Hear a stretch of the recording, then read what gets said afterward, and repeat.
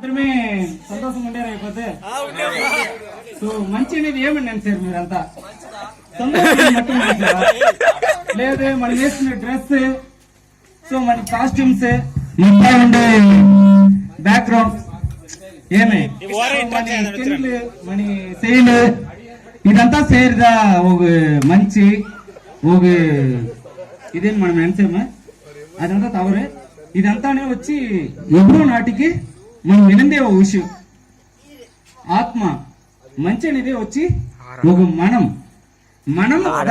పేరు మంచి అని చెప్తే మణిదన్ అని చెప్పిన దానికి పేరు వచ్చి మనం దాన తవర వానుடைய బోన్ స్ట్రెంత్ వానుடைய డ్రెస్సింగ్ స్ట్రెంత్ వానుடைய బ్యాంక్ బ్యాలెన్స్ స్ట్రెంత్ అదంతా సో ఎంత మంచితావా మనం మంచిగా ఉండిండేము మనము ఎంత మంచితావా మనం మంచిగా ఉండిండేము మనం తిరంది మనం మంచిదిగా నెనసి మంచి మాటలతో ఎందిస్తావా మనం తయారు చేసి ఉంటాం మనతో ఉండే పెద్ద మైనస్ ఏమి తెలిసిన ఈగో సరే ఉండు అందరికి தேவையான విషయం రూపాయలు పణం అందరికి చాలా ఇంపార్టెంట్ దాంతో ట్రాక్ చేస్తే మనం చాలా డెవలప్ చేస్తాం అందరమే ఏం చెప్పది నువ్వు చాలా అప్పుడు ఉండేసి పాడు పెడతా ఉండేవు ఏమి నీకు రూపాయలే సేరలేదే మేమంతా నీకు వెనకాల ట్రావెల్ చేస్తే సో మేమంతా అచీవ్ చేసినప్పుడు నీ వాళ్ళ మట్టు మేళ అచీవ్ చేసే కాలదే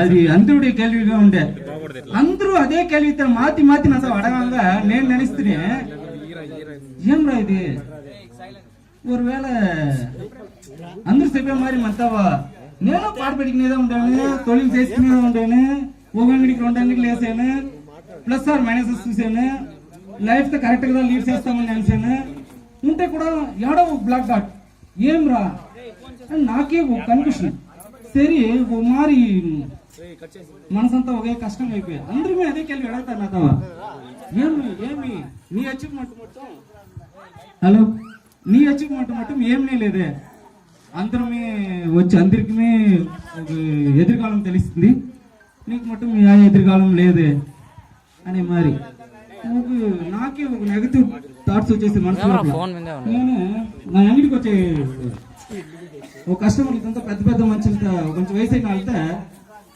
సార్ నేను వచ్చి ఒక 20 ఏళ్ళుగా కష్టపెడతా ఉండేను ఈ లైఫ్ తో 20 ఏళ్ళుగా నేను ఈ పానీపురంలో లీడ్ చేస్తా ఉండేను నాకు లైఫ్ లో మున్నేటం అనేది ఏమని తెలియదు ఎలా అని అడిగింది వాళ్ళుடைய தீர்த்து செப்திரி వాళ్ళுடைய எக்ஸ்பீரியன்ஸ் ஏமன்ட்டு எங்க அண்ணா அப்படி பண்ணா எங்க தம்பி இப்படி பண்ணா எங்க அண்ணா அது மாதிரி பண்ணா எங்க பெரியப்பா பசங்க இது மாதிரி பண்ணாங்க எங்க சித்தப்பா பசங்க இது மாதிரி பண்ணாங்க ஸோ அதே மாதிரி தான் அவளுடைய தாட்ஸ் வந்து உண்டு சரி எப்போ சார் நீங்க முன்னேற ஆரம்பிச்சீங்க எப்போ உங்களுடைய முன்னேற்றம் வெற்றியாக எப்போ விழுந்ததுன்னு அடித்து எல்லாரையும் வெறுத்துட்டு நானு என்னவே நம்பி வாழ ஆரம்பிச்சேன் அவன் செய்வான் இவன் செய்வான் அவன் நம்மளுக்கு பார்த்துப்பான் இவனும் நம்மளுக்கு பார்த்துப்பான் ஏன்னா நம்ம அவங்களெல்லாம் பார்த்துக்கிறோம் ஸோ அவன் நம்மளுக்கு கடமைப்பட்டிருக்கிறான் அவன் நம்மளுக்கு பார்த்துப்பான்ற நம்பிக்கையை இழந்து நாமளும் ஒரு தனிமரம் தான் அப்படின்னு அவன் யோசிக்க ஆரம்பிச்ச அந்த தருணம் தான் அவனுக்கு சக்சஸ்ஃபுல் லைஃப் அந்த சக்சஸ் அவனால கொடுக்க முடிஞ்சது அதுதான் ஒரு இதுவும் பணம் எல்லாருக்கும் ஆசைதான் ஒரு சின்ன கதை சொல்றேன் ஒரு பணக்காரன் ஒரு ஏழையா பயங்கரமான பணம் அவன்கிட்ட அவன் ஒரு கடவுள் ஒரு கணக்கு போட்டான் என்ன கணக்கு போட்டான்னா மனம் வந்து மனிதன் என்றவன் யாரு மனம் என்ன சொல்லுதோ அதுதான் அவனுடைய லைஃப் கிரியேட்டிவ் சோ எண்ணம் போல் வாழ்வு தன் எண்ணங்கள் என்ன சொல்லுதோ அதுதான் வாழ்வு நானும் இது மாதிரி எல்லாம் பயங்கரமா யோசிச்சு நாமெல்லாம் அப்படி இருந்தோம் இப்படி இருந்தோம் நான் அப்படி யோசிச்சேன் அவன் அப்படி எனக்கு மாத்தி யோசிக்கல நம்ம லைஃப்ல நம்மளுக்கு எதுவுமே ஒரு நல்லதே யாருமே யோசிக்கலையே நாம மட்டும் நிறைய யோசிச்சிட்டோம் யாரும் நம்மளுக்கு மட்டும் ஏன் யோசிக்கல அப்படின்னு யோசிச்சு ரொம்ப நெகட்டிவ் தாட்ஸ் எல்லாம் எனக்கு ரொம்ப அதே மாதிரி ஒரு ஃபீலான தருணங்கள் எல்லாம் இருந்துச்சு அதெல்லாம் கொஞ்சம் கொஞ்சமா நானே தாண்டி அப்படியே வந்துட்டேன் ஸோ இப்போ நான் புரிஞ்சுக்கின விஷயம் என்னன்னா அவங்க கிட்ட கேட்டேன், அந்த பெரிய மனிதர்கிட்ட, அது மாதிரி ஒரு 20 பேர்கிட்ட கேட்டிருப்பேன். எல்லாருமே சொன்ன விஷயம் என்னன்னா, நான் எல்லாரையும் சொன்னதெல்லாம் வெறுக்க ஆரம்பிச்சு தன்னிலையும் மறந்து சோ என்னவே நான் நம்ப ஆரம்பிச்சப்பதான் நான் முன்னிலைக்கு வரேன். சோ இதுல இருந்து என்ன தெரியுது, நம்மள நம்பணும் ஃபர்ஸ்ட். என்ன பெரிய தோப்பு இருக்கு, தென்னந்தோப்பு, என்ன மேல எல்லாமே ஒட்டின்னு தான் இருக்கும், கீழே எல்லாமே மரம் வேற வேறதான். என்ன எல்லா மரத்துக்கும் ஆண்டவன் தண்ணி கட்டிட்டே தான் இருக்கான். ஒரு மரம் சின்னதா வளர்ந்துருக்கும், ஒரு மரம் பெருசா வளர்ந்துருக்கும். ஆனா அதுக்கு பேர் என்ன, தோப்பு, குடும்பம். அதாவது இது எல்லாமே ஒரு மரத்திலிருந்து வந்த விதைகள் தான் இன்னைக்கு தோப்பா இருக்கு. என்ன சோ அதை நாம உணரணும்.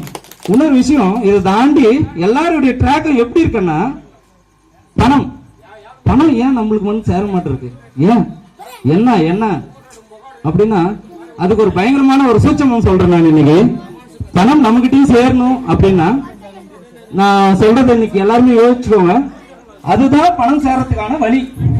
என்ன இது எப்படி என்னால எடுத்துக்கலாம், ஆனா நான் இந்த சூழ்நிலையில இருந்து நான் சொல்றது எந்த அளவுக்கு அது கரெக்டா இருக்குன்னு தெரியல, இருந்தாலும் நான் உணர்ந்ததை நான் சொல்றேன். என்ன ஒரு பணக்காரனை பார்த்து நாம என்ன சொல்லுவோம், அவன் பாரு லாரி கார்ல போயிட்டு இருக்கான், அவன்கிட்ட அவ்வளவு பணம் இருக்கு, அவ்வளவு பணம் இருக்கு, ஏன் நம்ம கிட்ட மட்டும் அந்த பணம் வரல அப்படின்னு சொல்லுமா நம்ம மனதாச்சு. நாமளும் அது மாதிரி நினைப்போம், அது எல்லாருமே இயற்கை தான்.